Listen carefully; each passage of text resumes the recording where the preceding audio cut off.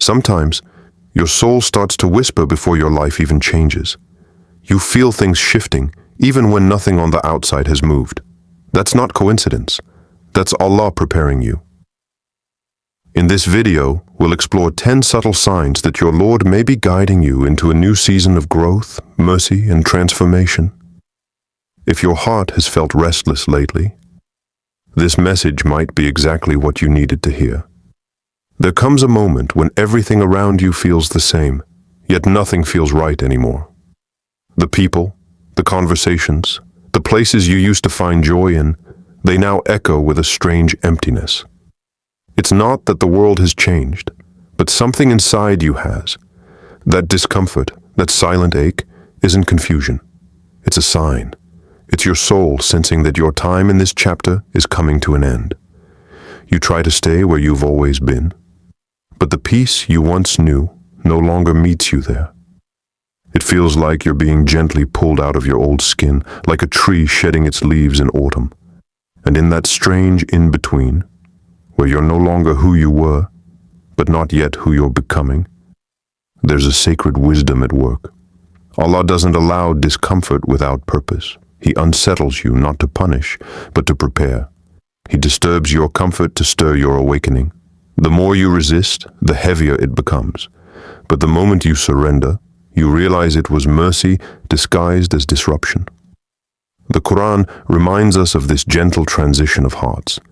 Perhaps you dislike something which is good for you and like something which is bad for you. Allah knows and you do not know. Surah Al-Baqarah 2:216. It's in that discomfort that you begin to see. The things you used to chase begin to lose their shine. The voices you once listened to begin to fade. Even your old dreams feel too small for your heart now. You were never meant to stay in one spiritual season forever. Discomfort is not the absence of Allah's mercy. It's the beginning of it. It's the soft call to rise, to grow, to come closer. If everything inside of you feels like it's shifting, it's because you're being summoned toward your next chapter. And even though it feels like you're losing your footing, the truth is, He's already preparing the ground beneath your feet. There's a moment in every believer's life when things start falling apart with no warning. Opportunities fade, people withdraw, plans collapse. It feels like the doors you've been walking through your whole life suddenly shut in your face. And no matter how hard you knock, they don't open. That silence can be deafening. But what if that silence is divine? We often pray for growth, but when the pruning starts, we panic. When Allah removes things from our path, we think it's rejection. But what if it's protection? What if the things you thought were permanent were never meant to carry you where He's taking you next? Closed doors can feel brutal to the heart. They strip us of what's familiar, but they also strip us of what's false. They remove what no longer serves us, even if we can't see it yet. You may think you're being held back, but in reality, you're being rerouted. In these moments, the Quran whispers a deeper truth. And whoever relies upon Allah, then He is sufficient for him. Indeed, Allah will accomplish His purpose. Allah has already set for everything a decreed extent. Surah At-Talaq 65:3. So when one door slams shut, don't stare at it for too long. Don't curse what left. Don't mourn the plan that unraveled. Instead, listen. Listen for the subtle shift in the wind, the quiet guidance in your chest. That's not loss, that's direction. Allah closes doors, not to confine you, but to redirect you to something higher, something deeper. He removes to refine, He takes to give. But He gives better, more lasting, more aligned with your soul's purpose. This isn't about losing access. It's about gaining alignment. So if you find yourself in a hallway of closed doors, don't despair. Stand still. Breathe. Trust. Because while you're staring at what ended, He's already building what's next. And when that next door opens, you'll understand why the others had to shut. There's a quiet moment that arrives unannounced. You look at something you once wept for, something you pleaded with Allah to give you, and your heart no longer clings to it. Not because you no longer care, but because something in you has matured. The desperation is gone. The begging has transformed into surrender, and without realizing it, you've released what once defined your hope. This shift isn't coldness.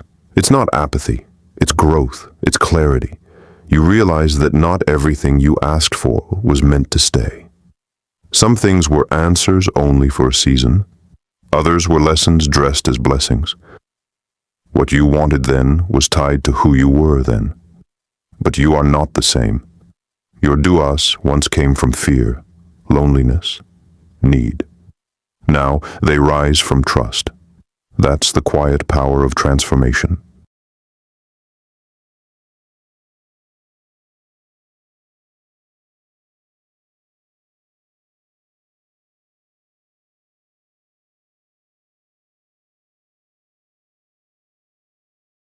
You no longer chase, because you've tasted peace in letting go.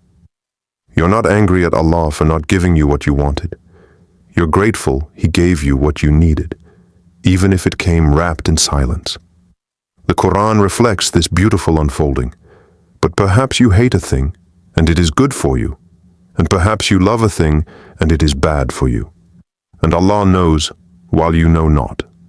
Surah Al-Baqarah 2:216. Your soul begins to understand that what you lose isn't always a punishment, and what you keep isn't always a reward. Sometimes the most divine mercy is in the undoing of your plans. Sometimes the sweetest healing comes when your hands are finally empty. You stop asking, "Why didn't it work out?" and start whispering, "Thank you for what you spared me from." This letting go, it's sacred. It's not weakness, it's wisdom. You begin to crave what brings you closer to Allah more than what once brought you comfort. You start recognizing that real peace isn't found in what you possess, but in what you're willing to release for His sake. And in that release, you finally breathe. At first it feels like loss, like an ending. But soon, something deeper stirs inside of you. A longing, not for what the world can offer, but for what your soul was born to do. You wake up differently. The noise of the world begins to fade, and in its place rises a question you can no longer ignore. Why am I really here? It doesn't come with a shout. It comes as a whisper, a restlessness, a hunger for meaning that no success, no possession, no applause can satisfy. It's not about status anymore, not about being seen. It's about being used for something sacred, something real. This is when your journey shifts from survival to service, from ambition to submission. You begin to look at your life as a trust, not a possession, and that realization changes everything. You start giving where you once withheld. You start building what brings light, not noise. You feel it, a fire Allah has lit inside you, not to burn you, but to guide you. The Quran reveals the essence of this transformation. Say, "Indeed my prayer, my rites of sacrifice, my living and my dying are for Allah, Lord of the worlds." Surah Al-An'am 6:162. When that purpose takes root, you stop comparing your path with others. You stop rushing timelines that were never yours to begin with. Because purpose isn't fast. It's faithful. It's not always loud. It's always true. And when Allah begins to unfold yours, you no longer care about attention. You crave alignment. You start asking new questions. What pleases Allah? What legacy do I want to leave? Who needs the healing I've been given? It's no longer about escaping pain or chasing joy. It's about responding to a call. The kind of call that makes you rearrange your whole life, not out of fear, but out of devotion. And when that fire is lit, nothing else satisfies. This is the point where discomfort becomes direction, where silence becomes certainty, where the soul stops wandering and starts walking. At first, the silence feels heavy. The noise that once filled your life, constant messages, crowded rooms, endless distractions, begins to fade. And what's left is you, just you, and the sound of your own soul breathing. For the first time, solitude doesn't feel like punishment. It feels like a return, a retreat into yourself, not to escape the world, but to find what's real in the middle of it. You begin to crave these quiet moments, not out of loneliness, but out of longing. A longing to be in the presence of Allah without interruption, without masks, without noise. This is when the real work begins. In solitude, you don't just find peace, you find truth. You begin to notice the patterns in your heart, the wounds that still pulse, the desires that still cling. But instead of avoiding them, you finally have the space to meet them, to speak to Allah about them, and to hand them over. The Quran reminds us of the deep intimacy found in stillness. And remember your Lord within yourself in humility and in fear without being apparent in speech, in the mornings and the evenings, and do not be among the heedless. Surah Al-A'raf 7:205. Solitude becomes a sacred appointment, a place where your tears fall freely and your prayers stretch longer, where you're no longer performing faith, you're living it. There's no one to impress here, no expectations to fulfill, only presence, only Him. You stop fearing being alone because you realize you never truly were. Allah was always there, watching, listening, healing you in ways the world never noticed. And when that realization sinks in, solitude doesn't feel empty, it feels full. In the quiet, Allah becomes louder, His guidance sharper, His mercy more intimate. You walk differently, you see differently, because solitude has purified your lens. It has emptied your heart of distractions so it can be filled with light. And so you return to silence not as a refuge, but as home.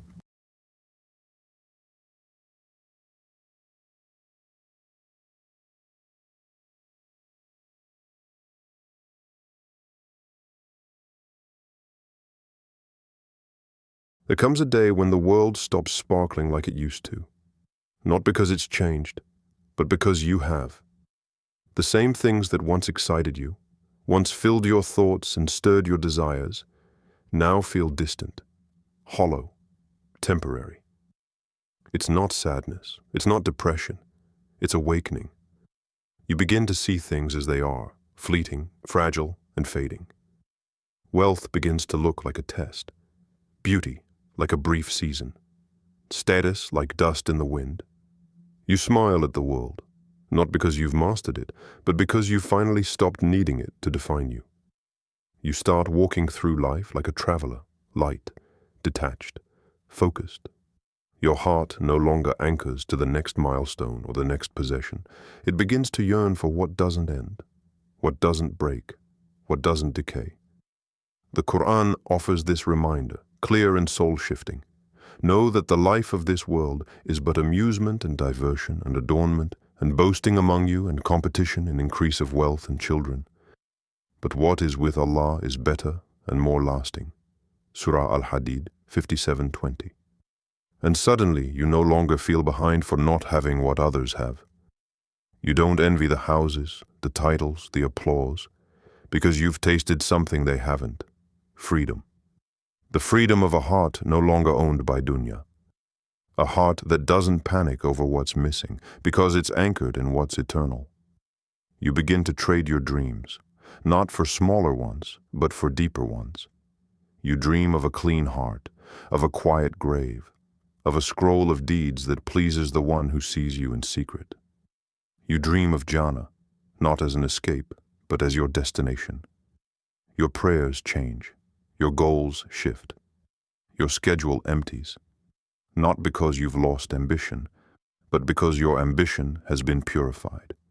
You still live, you still build, but your foundation is no longer earth, it's eternity.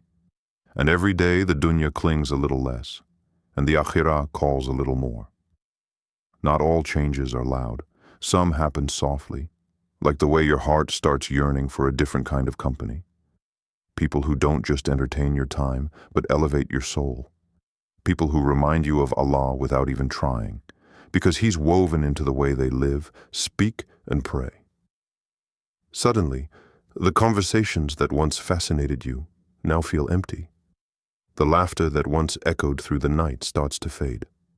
Not because you've become bitter, but because you've become hungry. Hungry for truth, for sincerity, for hearts that reflect light, not shadows. You find yourself drawn to gatherings where the remembrance of Allah flows without force, where no one needs to prove their worth, because everyone is seeking the same mercy. You begin to crave friendships that don't pull you into distraction, but into dhikr, into healing, into submission. The Quran describes this kind of companionship in the most beautiful way.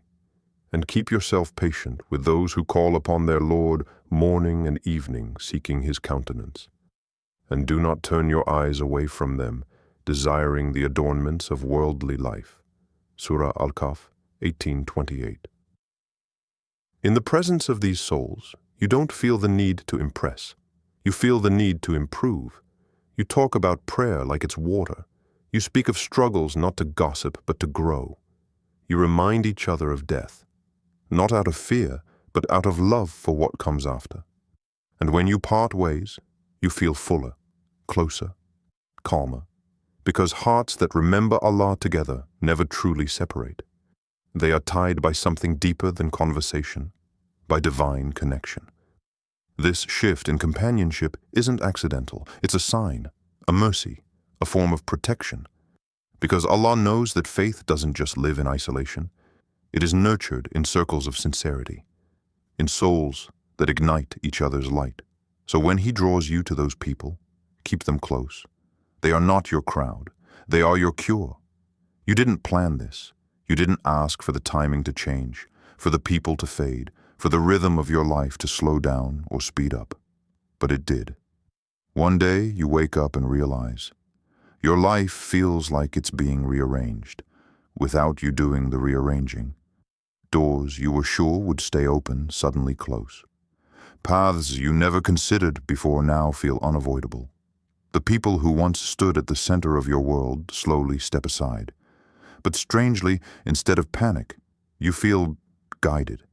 You start to sense that the changes are not random. They carry too much wisdom to be coincidence.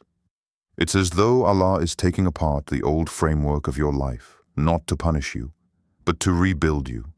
Every detour, every delay, every unexpected turn begins to feel like part of a greater architecture. One you can't see in full yet, but one that you trust is unfolding in your favor. The Quran captures this divine orchestration with a subtle reminder. And your Lord creates what He wills and chooses. Not for them was the choice.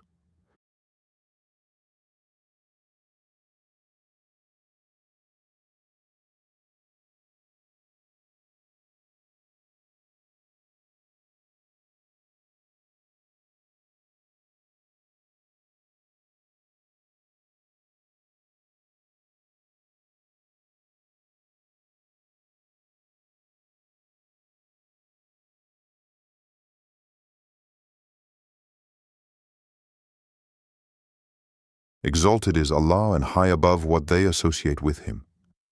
Surah Al-Qasas 28:68. This isn't about losing control. It's about surrendering to better control. You stop fighting the redirection. You stop resenting the pause, because you know that when Allah takes over the planning, it's not just for your good. It's for your growth. You may feel confused, but you no longer feel lost. You may not know where this path leads, but you trust the one who paved it. The fear that once gripped you has softened into faith, and the anxiety of what's next has been replaced with the calm of He knows. This is what it feels like when Allah begins to write your life with His pen, not yours. The edits may feel uncomfortable, but the story will be beautiful. All you have to do is keep walking. There comes a moment that feels like a quiet alarm inside your heart. No sirens, no crashes, just a sudden stillness, a realization, a whisper from the soul. You can't keep living like this. You feel it deep, an urgency you can't explain. Not fear of punishment, but sorrow over distance. You begin to see how far you've drifted from who you were meant to be. You see the prayers delayed, the heart distracted, the sins repeated, and instead of just feeling guilty, you feel called to return, to clean, to realign. This is not just a passing emotion, it is a mercy, because when Allah wants to guide someone, He places restlessness in their disobedience. He makes the sin taste bitter, the neglect feel heavy, the distance unbearable. And that restlessness is not punishment. It is invitation. The Quran opens a door that never closes. Say, O my servants who have transgressed against themselves by sinning, do not despair of the mercy of Allah. Indeed, Allah forgives all sins. Indeed, it is He who is the forgiving, the merciful. Surah Az-Zumar 39:53. You begin to make wudu with more presence. You speak to Allah with trembling lips. You feel shame, but not condemnation. You feel exposed, but also embraced.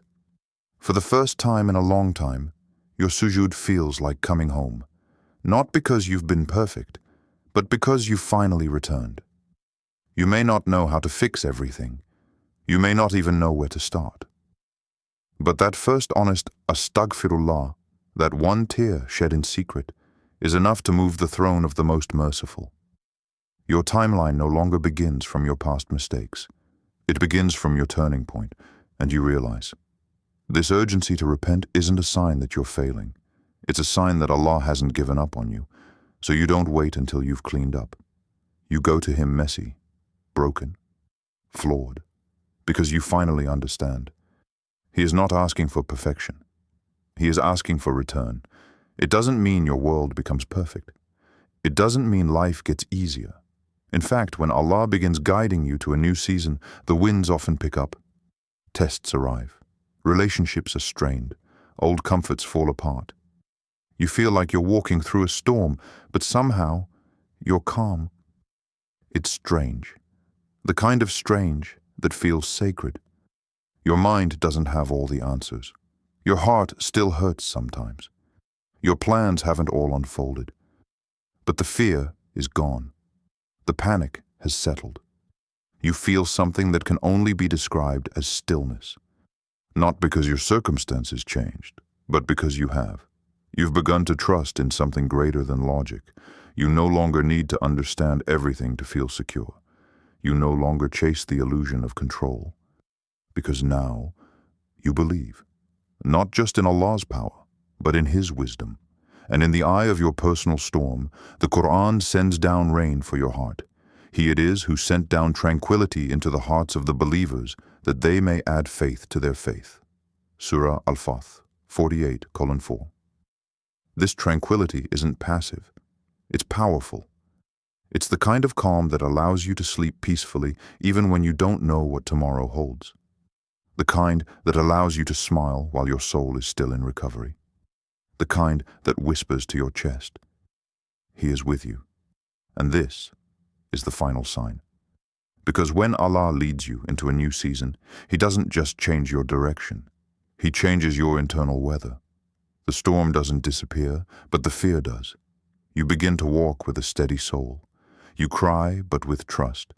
You wait, but with patience. You lose, but with grace. And as the winds howl around you, your heart whispers, Alhamdulillah, I'm exactly where I need to be. This is not the absence of struggle. This is the presence of surrender. And this stillness is not weakness. It is the mark of a heart held by the most merciful.